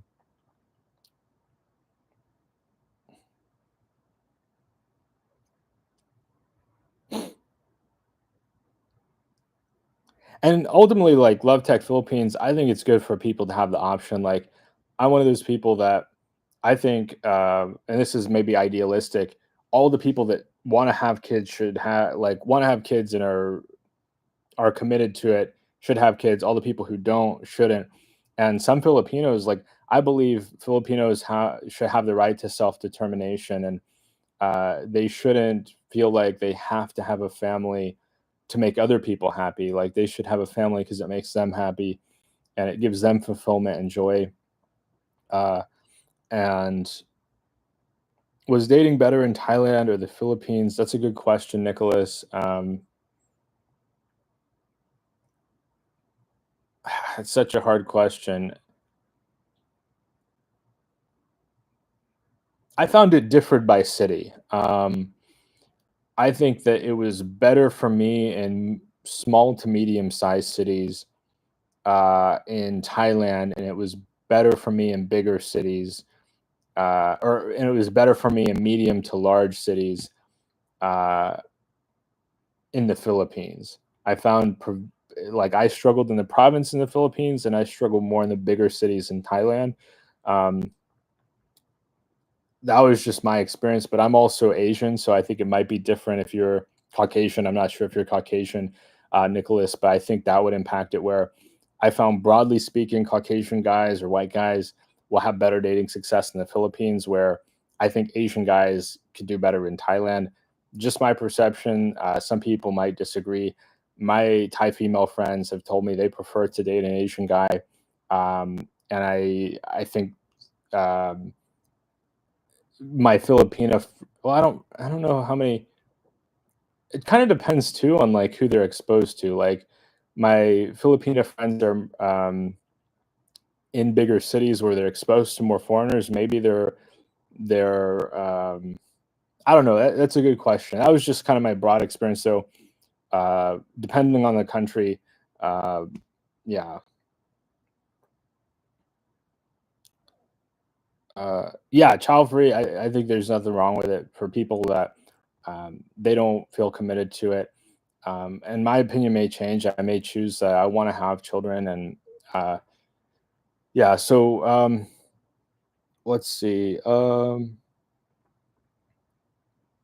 Love Tech Philippines quantity easier for me in Philippines. Thailand quality, but I had to get lucky with day game. Would be with one gal there still if I didn't have to become Muslim to do it.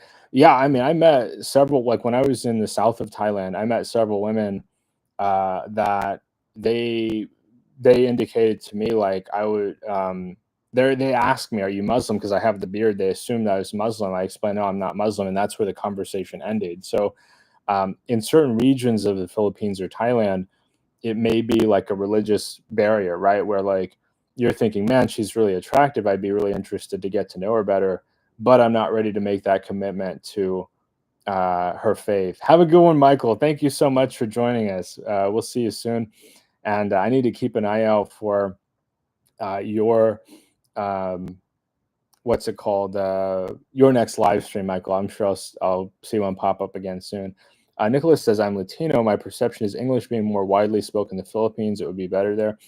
Yeah, and I think too, it's just my opinion, there's more overlap between Latino culture and Filipino culture. The Philippines to me feels like a Latin country in some ways, and there's more similarities there versus in Thailand.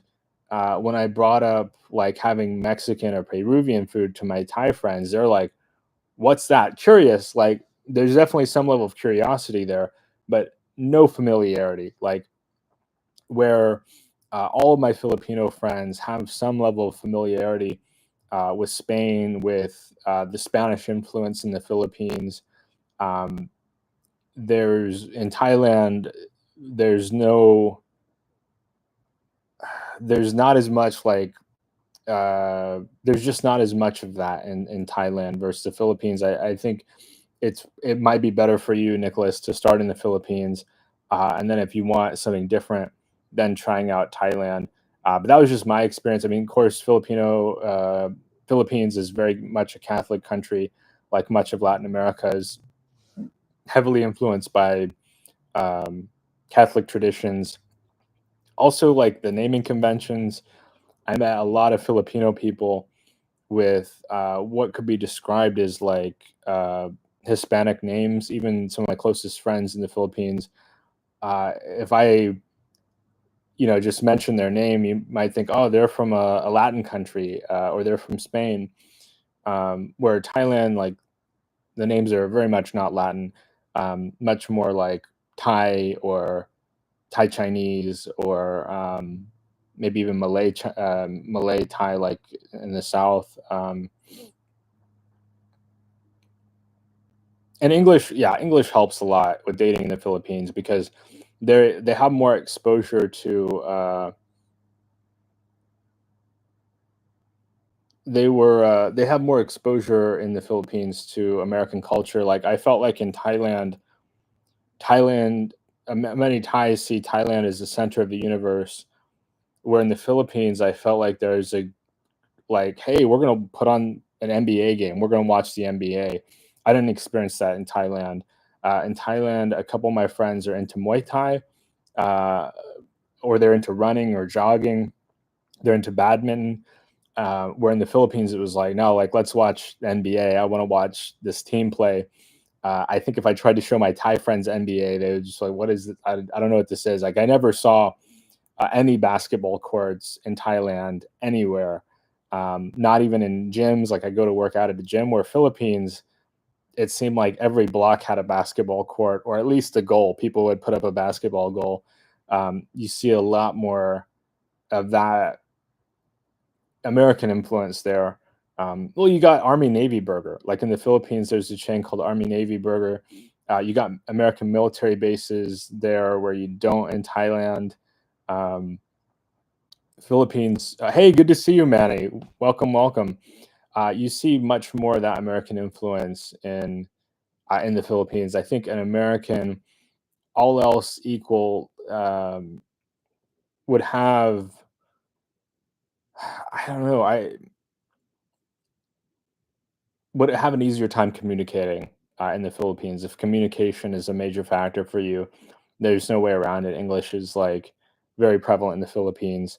Um, yeah, Southern Thai area is a thing. Songkla up through Phuket. I was willing to LARP, but more concerned about my future children LARPing. That's funny.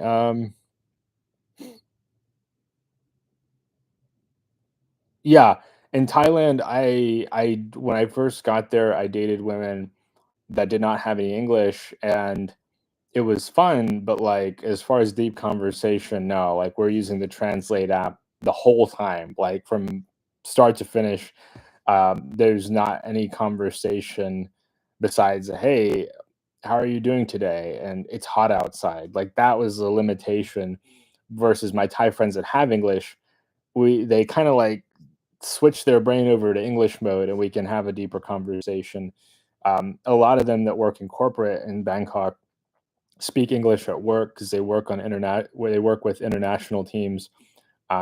But those are your what you could call your Bangkok urban professional ties, as opposed to like the average person you're going to meet outside of Bangkok, and especially outside of like the city center, or people whose lives revolve around like the urban center of Bangkok, kind of like New Yorkers versus like people from the Midwest or Southern US. Ran some full court this week. Taiwan has a great basketball culture, at least in Taipei and Kaohsiung. Indonesia has more basketball than I expected. Expected zero. I need to go back to Indonesia. I really liked Indonesia a lot. One of my friends lives there in Indonesia, and it was fantastic. I had put it off for a long time because um, it's further, it's deeper into Southeast Asia. Like it's not on the edge like Philippines, where you can get to Manila in 12 hours from LA. It's not like Thailand, where well known for tourism. Indonesia is awesome though. I had a great experience. I'd really like to go back. One of my friends lives there in Bali and loves it, and he could live anywhere in Southeast Asia, but he chooses to live in Bali. I felt like Bali was awesome. I know people call it overrated. I had a great time in Bali. I'd like to go back to Bali. Uh, Frankly, I got super lucky with the Thai Muslim gal, English major in college, and grew up watching stuff like home movies, cartoons I'd never expect a Southeast Asia native to have heard of. No, me either. Love Tech Philippines. That's wild. I grew up on Adult Swim as well. She must really have an affinity for American culture. My male Thai friend, he is similar. His folks lived in San Diego area for several years, and he grew up being interested in anime and like a lot of different American culture. So he teaches English. It's funny. I have a friend that's a an English teacher in Thailand, and he's Thai, so he is just like his girlfriend, longtime girlfriend, is an American woman, and his English is fantastic. He actually just spent about a month as a Buddhist monk. Really a kind guy. He's awesome. I miss that guy a lot. Um, he's just such a pleasant person. You can when I'm around, like I asked him one time, and I need to interview him. I want to interview him in the future. I asked him, "Why are Thai people so nice?" But then there's Muay Thai, and he's like, "Thai people are not pushovers," and we laughed about it. And I'm like, "Yeah, that's a good point." Like, you get this sense that there's a toughness. Um, I kind of say like Thais are soft on the outside, hard on the inside, like very approachable, very friendly. Um, and that I don't know, that's just kind of my experience. Yeah, gentle but powerful, like very approachable, very like attractive people in general, but like you don't want to like try to push them around. There's this toughness, internal toughness that I've encountered with most of my Thai friends. When I say something stupid, they let me know right away. Okay, like I have a pretty good filter being Asian American, but Americans we have strong opinions about some things, and sometimes they'll let you know like your opinion is not welcome or kind of dumb.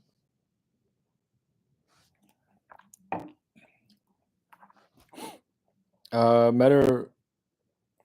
Yeah, Songkla is fantastic. Love Tech Philippines. Like most people I know that are travelers in Thailand have never been to Songkla, and I loved it. I wasn't expecting to be blown away. I was just trying to get away from the burning season in Chiang Mai, but I loved it. I loved Hat Yai. You get a lot more Malaysian tourists in Hat Yai in southern Thailand. It's got a very different flavor, and it's not quite as touristic as say Phuket or Krabi. Um, so yeah, you meet a lot of interesting people in Songkla too because they're not as used to foreigners. I think like that was just my experience. Like it was Songkla was one of the few places where I had Thai people approaching me more as opposed to like, oh hey, there's another tourist like you would get in Bangkok or maybe Chiang Mai or Phuket. They're like, "Wow, like where are you from?" And like, "What brings you here?" And some even staring at me friendly, but like, "Wow, he's not from around here." And there's not an obvious reason for him to be here. Like you go to Bangkok, there's a million obvious reasons for a tourist to be there. Chiang Mai, they want to go to the temples. Um, Phuket, they want to go to the beaches. But for Songkla and Hat Yai, it's like okay, you're not from Malaysia, I suspect anyway. You're not from Malaysia, so like what this is a very specific place for you to be. Um, but yeah, I love durian, Nicholas, but certainly it's not for everyone. It's very modern.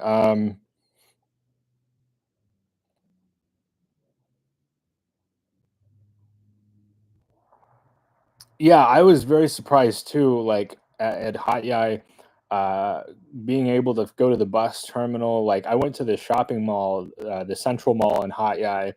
It was fantastic. They had all your popular chains of restaurants. They had a Sizzler in the mall upstairs. That was a throwback because you don't see them much in America anymore, if at all. The Super 8 ramen chain.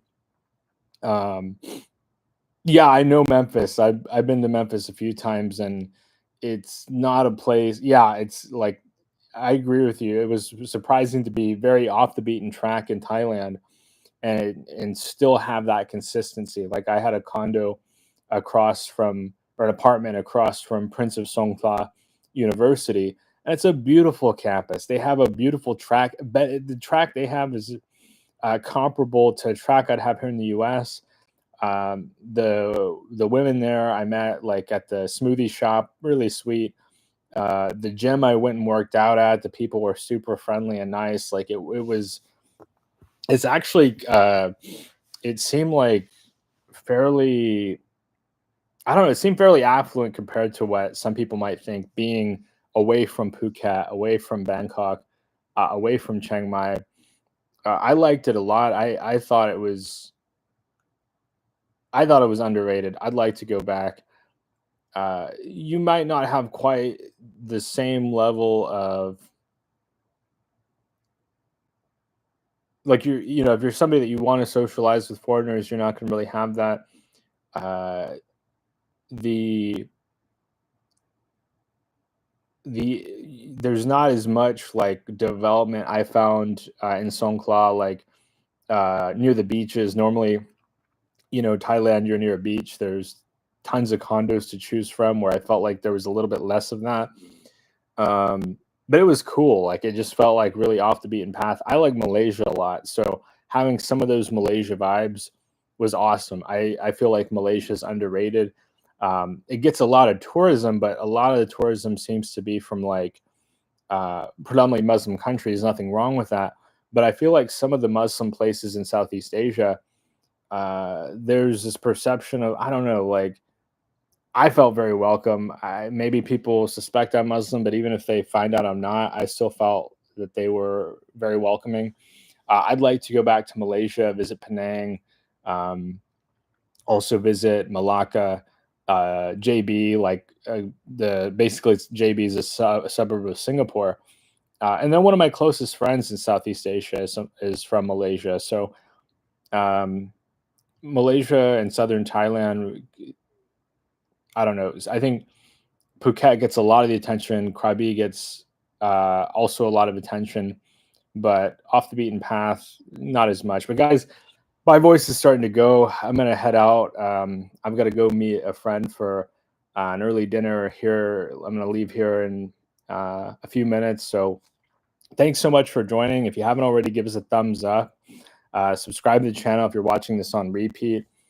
Feel free to comment down below if you have any travel plans. I'll let everybody know when I make my next set of travel plans.